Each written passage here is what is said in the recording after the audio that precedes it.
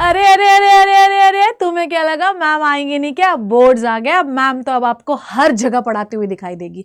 मैंने कहा ना कि अगले कुछ दिनों में आप अपने लाइफ की सबसे बेहतरीन बायोलॉजी पढ़ने वाले हैं। फर्क नहीं पड़ता कि मैम नीट को पढ़ाती है, किसको पढ़ाती है, फर्क सिर्फ इतना पड़ता है कि जो बच्चा मुझसे पढ़ रहा है, चाहे वो किसी भी क्लास का, बायोलॉजी में पूरे नंबर लाए, चाहे वो नीट का है तो 360 लाए, और अगर बोर्ड्स का है तो 70 आउट ऑफ 70 लाए। 10th वालों को मैं नहीं पढ़ा पाई, पर इसका मतलब ये नहीं है कि मैं 12th वालों को नहीं पढ़ाऊंगी। 12th वालों को 70 आउट ऑफ 70 की तैयारी करवाऊंगी। अब सवाल नंबर 1, क्या हमें कोई और चैनल पे जाना है? मैं आपको बताऊंगी कहाँ पे आपको जाना है। मैं आपको 2 जगह पर पढ़ाते हुए दिखाई दूंगी, और मैं गारंटी दे रही हूँ कि कहीं फिर आपको और मूव करने की जरूरत नहीं है। पढ़ाने दो लोगों को। मैंने जो पढ़ाया, इतने सालों का एक्सपीरियंस, आपको ऐसा निचोड़ दूंगी कि आप भी सोचोगे कि शिप्रा मैम क्या बात है, लोग आपको नीट का कंटेंट दे रहे हैं और आपको समझ ही नहीं आ रहा। बेटा थोड़ा जागो, आंखें खोलो, है ना। 12th बोर्ड एग्जामिनेशन में मैं फिर बोल रही हूँ कि कंटेंट में डिफरेंस है, देख लेना। वही सवाल नीट में भी हो रहे हैं, वही सवाल तुम्हें भी दिए जा रहे हैं, थोड़ा देख लेना, ठीक है। सो प्यारे बच्चों, 12th बोर्ड की एनालिसिस मैं आप लोगों के लिए लेके आई हूँ। पिछले 10 सालों की सबसे सटीक एनालिसिस लाई हूँ, कैसे क्या करना है हम लोगों को, आओ समझते हैं, है ना। देखो ध्यान से, चैनल को सब्सक्राइब कर लेना, है ना। चलो आ जाओ। तो आपको पता है कि जो रिप्रोडक्शन वाला यूनिट है, ध्यान से समझिएगा बेटा, है ना, जो रिप्रोडक्शन वाली यूनिट है बेटा, वो 14 से 16 नंबर की आने वाली है, ठीक है। जेनेटिक्स एंड इवोल्यूशन जो है 18 से 20 नंबर का आने वाला है। बायोलॉजी एंड ह्यूमन वेलफेयर 6 से 8 नंबर का आने वाला है। बायोटेक्नोलॉजी 10 से 12 नंबर का आने वाला है। इकोलॉजी एंड एनवायरनमेंट 14 से 16 नंबर का आने वाला है, ठीक है। अब रिप्रोडक्शन में कितने चैप्टर हैं बेटू अपने पास? 3 चैप्टर हैं। जेनेटिक्स एंड इवोल्यूशन में कितने चैप्टर है? 3 चैप्टर है। बायोलॉजी एंड ह्यूमन वेलफेयर में 2 चैप्टर हैं, ठीक है। बायोटेक्नोलॉजी में भी 2 चैप्टर हैं, मतलब वेटेज के हिसाब से तो ये सबसे ज्यादा नंबर का होगा, क्योंकि 2 ही चैप्टर है, ठीक है। इकोलॉजी एंड एनवायरनमेंट में भी 3 चैप्टर है, ठीक है। 3 3 6 7 8 9 10 11 12 है, जिसमें 7 वन शॉट ऑलरेडी अवेलेबल है आपके पास, आप जाके इसी चैनल पे देख सकते हो, ठीक है। अब थोड़ा सा और आगे डिटेल की बात करते हैं। आओ देखो बेटू, आप ध्यान से सुनो। एक एक यूनिट उठाते हैं। सबसे पहले एनालिसिस करके मुझे ये पता चला कि जो रिप्रोडक्शन वाला चैप्टर है, उसमें सबसे important sexual reproduction in flowering plants में बेटा जो एम्ब्रियो सैक का डायग्राम है ना, इसको रटा मार लो, और पॉलिनेशन का जो टॉपिक है इसको रट लो, रट लो, रट लो, रट लो। ये 2 टॉपिक्स ना बड़े बड़े बड़े, ऐसा नहीं कि सारे इंपॉर्टेंट नहीं, पर ये बहुत इंपॉर्टेंट टॉपिक्स है, ठीक है। आगे देखते हैं।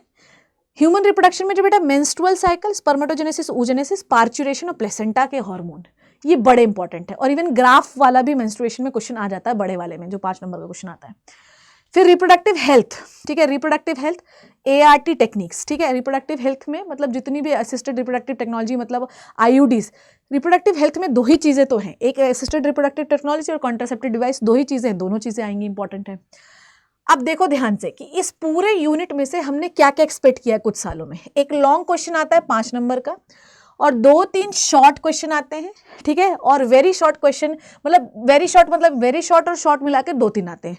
तो इस चैप्टर में से ना एक लॉन्ग क्वेश्चन आने की संभावना है, और 2 से 3 वेरी शॉर्ट और शॉर्ट वाले आने वाले हैं, ठीक है। नेक्स्ट यूनिट उठाती हूँ बेटा, जेनेटिक्स एंड इवोल्यूशन।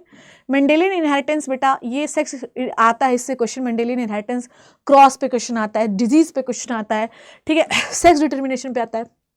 फिर मॉलिकुलर पे DNA replication, transcription, translation, central dogma, Hardy-Weinberg equation from the evolution, और आपका लैकोपेरॉन भी इसमें आप ऐड करिए, क्योंकि इससे भी मैंने कई बार सवाल देखा हुआ है आपके पेपर में, ठीक है।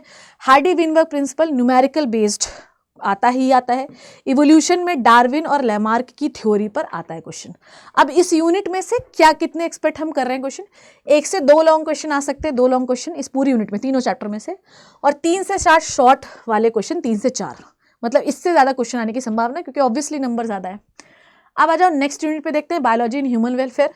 इम्यूनिटी, मतलब इम्यूनिटी, इससे क्वेश्चन आता है बेटा। एड्स, कैंसर, इनमें से क्वेश्चन आता है। माइक्रोब्स इन ह्यूमन वेलफेयर में बायोगैस प्लांट से वैसे तो क्वेश्चन नहीं आता, पर बायो कंट्रोल एजेंट और सीवेज प्लांट में से भी क्वेश्चन आता है, ठीक है। सीवेज प्लांट का तो एक आध बार मैंने ग्राफ बेस्ड भी देखा, और बायो फर्टिलाइजर पे, ठीक है। इसमें लॉन्ग क्वेश्चन आने की संभावना नहीं है, शॉर्ट क्वेश्चन आ सकता है 1 और 1 से 2 वेरी शॉर्ट आ सकते हैं, ठीक है। नेक्स्ट देखते हैं बायोटेक्नोलॉजी। बायोटेक्नोलॉजी में 1 लॉन्ग क्वेश्चन आएगा ही आएगा, और 2 शॉर्ट क्वेश्चन आ सकते हैं, 2 से 3। इसमें आता है रिकॉम्बिनेंट DNA टेक्नोलॉजी का प्रोसेस पूरा, और PCR, ठीक है। एप्लीकेशन में जेनेटिकली मॉडिफाइड क्रॉप्स, और किस तरीके से आपने क्या एप्लीकेशन, तो सारे ही पढ़ के जाओ, मतलब ये दोनों यूनिट का हर एक चीज इंपॉर्टेंट है, ठीक है, हर एक चीज, मैं कुछ नहीं इंपॉर्टेंट बता रही। इकोलॉजी एनवायरनमेंट में 1 लॉन्ग क्वेश्चन आएगा, ग्राफ बेस्ड आ सकता है, 3 शॉर्ट क्वेश्चन आएंगे, वेरी शॉर्ट, इसमें से कम आता है, शॉर्ट आएगा, ठीक है। फिर उसके बाद इकोसिस्टम में इकोसिस्टम में पिरामिड आपको पढ़ना है, उससे आता है, फूड चेन आता है, एनर्जी फ्लो आता है, ठीक है। बायोडाइवर्सिटी में इश्यूज से क्वेश्चन आएगा ही आएगा। एनवायरमेंटल इश्यूज तो आपको है ही नहीं, तो कोई टेस्ट ही नहीं है, ठीक है। कंजर्वेशन में क्या होता है बेटा, कंजर्वेशन में लॉस ऑफ बायोडाइवर्सिटी के बारे में आपको पढ़ना है। एक और चीज जो है ऑर्गेनिज्म एंड पॉपुलेशन, बेटा उस चैप्टर को हम कैसे बोल सकते हैं, ऑर्गेनिज्म एंड पॉपुलेशन में बेटा ग्राफ बेस्ड क्वेश्चन आता है, लॉजिस्टिक एक्सपोनेंशियल ग्राफ पे क्वेश्चन आता ही आता है, ठीक है। फिर उसके कुछ एक्सपेरिमेंट्स जो किए हैं उससे क्वेश्चन आता है, ठीक है।